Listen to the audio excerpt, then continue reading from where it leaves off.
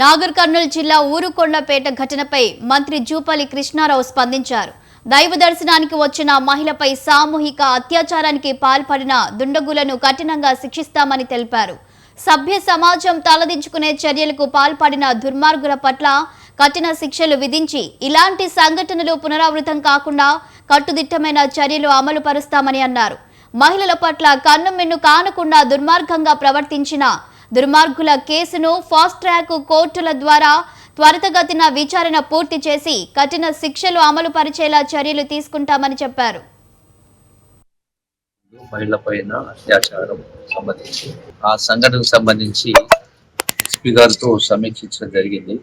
మహిళ పైన అత్యాచారం చేసినటువంటి వాళ్ళందరినీ కూడా ఇమ్మీడియట్ గా ఐడెంటిఫై చేసి సీసీ కెమెరా ద్వారా కావచ్చు, ఆ పాప చెప్పినట్టు సమాచారం ప్రకారం వాళ్ళందరి పైన కూడా కస్టడీ తీసుకొని ఏ చట్టాలు అయితే వర్తిస్తే ఇటువంటి వాటికి సామూహిక విధంగా లైంగిక దాడి అన్ని సెక్షన్స్ పెట్టి వాళ్లకు జీవిత ఖైదు పడే విధంగా ఆ చట్టాల ప్రకారం వాళ్ళను రిమాండ్ కూడా చేయడం జరిగింది.